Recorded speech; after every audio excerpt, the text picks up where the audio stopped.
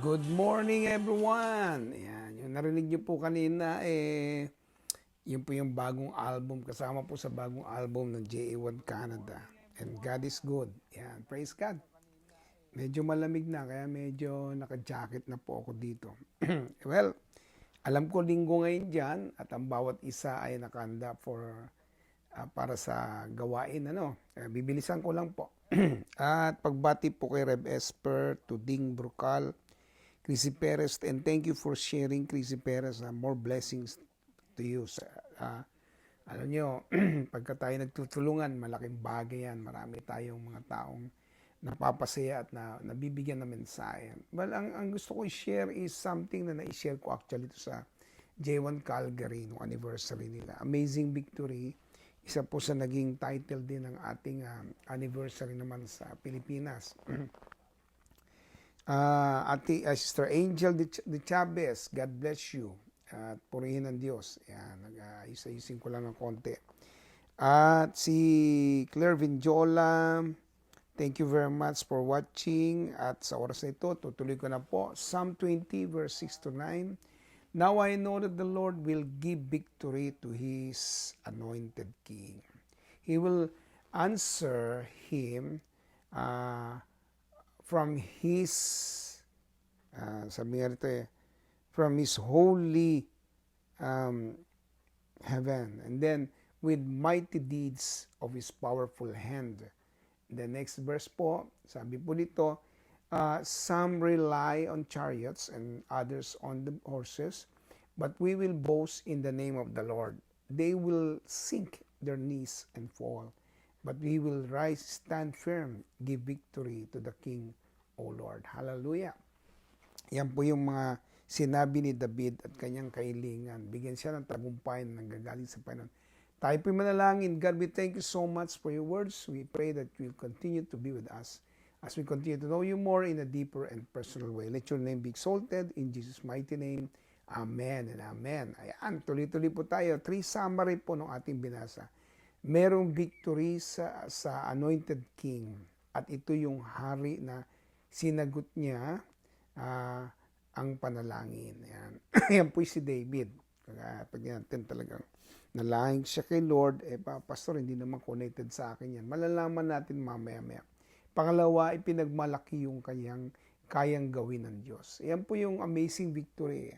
Kaya mo ipagmalaki ang ginagawa ng Diyos sa buhay mo. Ako po'y marami nang ginawa ang Diyos sa buhay ko at lubos kong pinagmamalaki ang kanyang ginagawa dahil siya po'y makapangyarihan, mapagmahal at gumagawa ng mabuting bagay. Pastor, bumati po tayo, Pastor Leo, Nida Saavedra, Rosemary, ito yata si Rosemary Campano, kumusta na ang iyong boses? Ayan. Pastora Jen Barista, more blessings sa iyo. Good morning. At ituloy po natin itong bagay nito. Ano pong sabi ron? Kaya nga, ang team natin na Amazing Victory dito po sa tinturo ko, kasi pinagmamalaki din natin ang kayang gawin ng Diyos. Amen. Gusto kong ipagmalaki, may ginagawa ang Diyos at makapangyarihan siya. At ang sabi nga, sinabi pang, we will rise and stand firm. Sinabi po yan ng hari. Tayo ay tatayo at we will stand firm. Yan. Tatayo tayo para kay Lord. Woo! Hallelujah! Dapat tumatayo tayo para sa Panginoon. At ang sabi nga, ngayon ang mensahe ni David sa atin din yung ay sa atin din ding mensahe. Sabihin yung message para kay King David. Sa atin din yan Tignan nyo anointed king ka rin Hindi alam to ng maraming Kristiyano, pero we are all anointed king. Tignan nyo po 1 Peter 2:9. But you are God's chosen treasure. Pinili ka ng Diyos as a treasure, God's treasure. Priests who are kings. Kita mo? Ako'y hari, ikaw ay hari.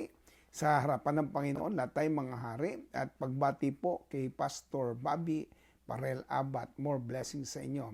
Kay Alice Barrias, thank you for watching. 1 Peter chapter 2 verse 9, you are God's chosen treasure. Ikaw ay priests who are kings. Kaya ako, hari ako. A spiritual nation set apart as God devoted ones.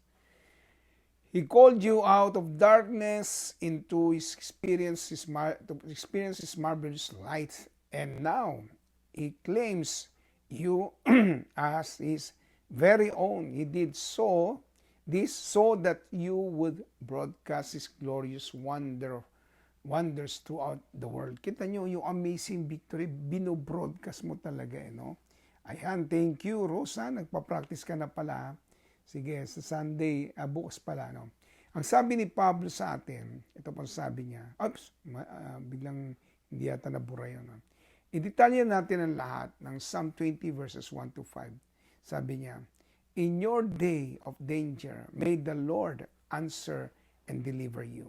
Ito yung detalye nung binabanggit natin kanina. Si David bilang hari at tayo naman diniklara ng Diyos na mga hari din. Ito mo sabi, may the name of God of Jacob set you safety on high. Siya ang fortress mo. Tandaan mo yan. Siya po yung matibay mong muog. Siya po yung pinakahahawak sa iyo.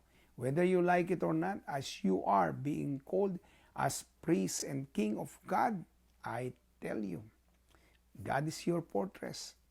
Lahat ng danger sa buhay mo, sasagutin ka, i-deliver ka.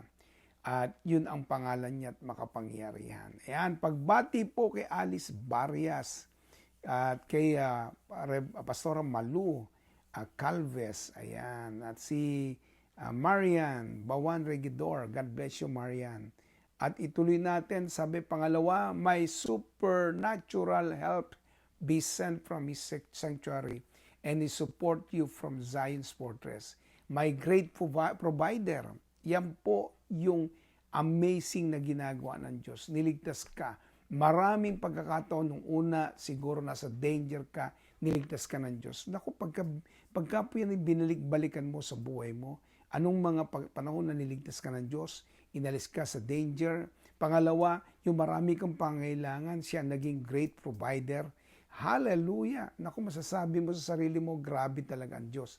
Pangatlo, may He remember every gift you have given Him and celebrate every sacrifice of love you have shown Him. Ito po, oppose in His presence. He remember my time of planting. Ang dami po sa atin nagtatanim. Alam nyo, dito sa online natin, marami po dyan nagtatanim. Ako rin nagtatanim. Tatanim din ako sa iba, no? Itong mga nakaraan, dami ko pong tinaniman. Ayan, naniniwala kasi ako dyan. Maalala ng Diyos yung panahon na inyong pagtatanim dito po sa ating gawain na ito. Ganon din po sa lahat ng iyong ginagawa. Ako, ganon din lahat ng ginagawa ko. Maalala po ng Diyos yan. Yung po ang panalangin ni David. Si David ay napakaraming panahon na nagtanim siya. And God remember all that He has done.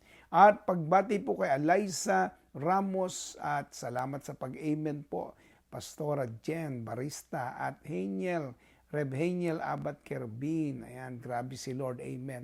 Huwag kang titigil ng kakatanim. Tutubo din niya, magugulat ka kung gaano karami. Pangapat, may God give you every desire of your heart and carry out your every plan as you do go to battle.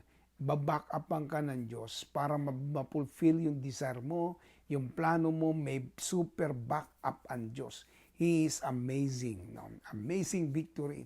Lahat ng ginagawa mo, binaback upan ng Diyos. Hindi kanya iwanan, hindi kanya pababayaan, sasamahan ka sa bawat sandali ng buhay mo. O di ba? Grabe ang Diyos. Panglima, when you succeed,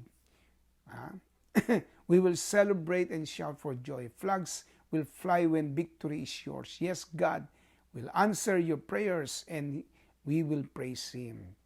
Pang letter E, we will raise our flag. Anong flag yun na nakasulat? Amazing victory. Hindi ka bibitiwan ng Diyos.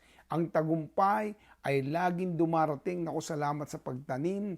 Pastor Bobby Abad, more blessings sa iyo. Liza Visconde Motar, ayan, more blessings sa iyo. No?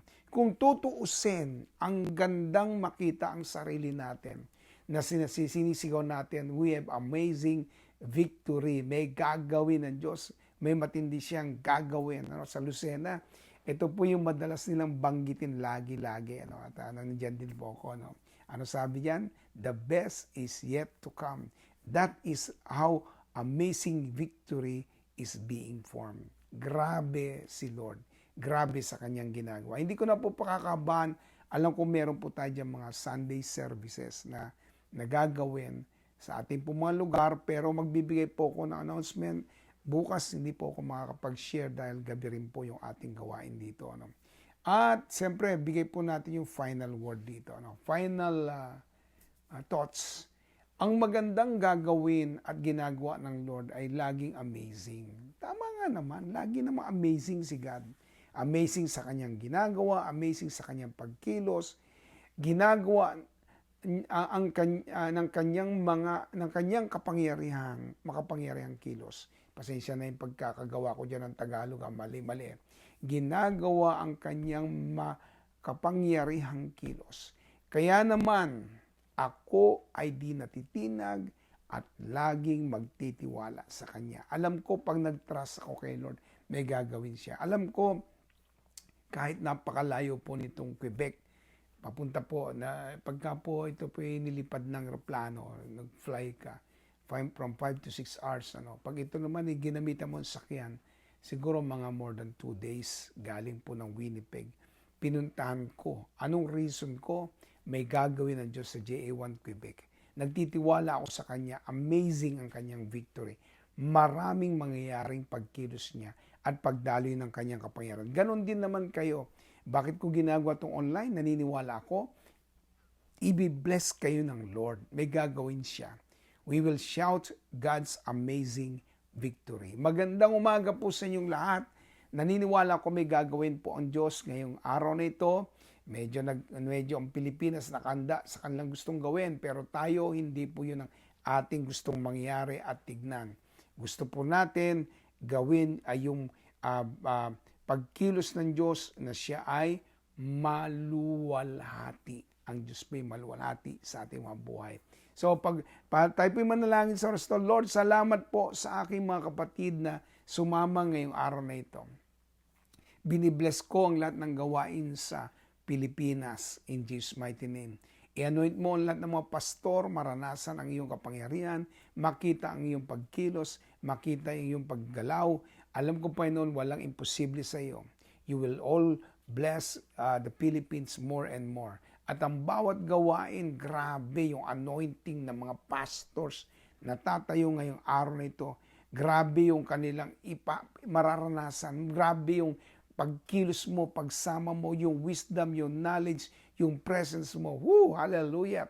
Hayaan mo magkaroon ng pagsigaw ng amazing victory. Bakit, Lord? Bakit, Lord? Dahil may ginagawa ka, dahil may nangyayaring maganda, dahil ikaw ay Diyos na makapangyarihan sa lahat. Hindi mo kayo iiwanan, pabayaan. Yung pag-iingat mo, yung pagsusuplain mo ng pangailangan namin, yung pag-alala mo sa lahat ng aming matinatanim.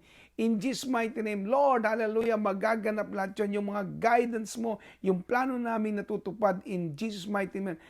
More blessing to everyone, Father God. I declare it in the name of Jesus. Salamat po, Ama, as we give you all the praise, the honor and the glory in Jesus' mighty name. Amen and amen. Ayan. Nako, Jen, salamat, Pastora Jen, sa pagtatanim din. Ha?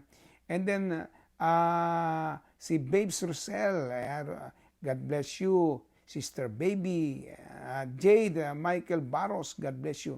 Ken, God bless you. Ha? Palakas lagi sa Lord at magamit kanya for His glory. Pagpalain po ang bawat isa ng kanyang kapangyarihan, ng kanyang pagkilos. Salamat po sa araw na ito at minsan pa, sasabihin ko po sa inyo, mahal na mahal ko po kayo sa Panginoon. Salamat po sa inyong binigay na oras at panahon. More blessing, everyone. Amen and amen. Praise God.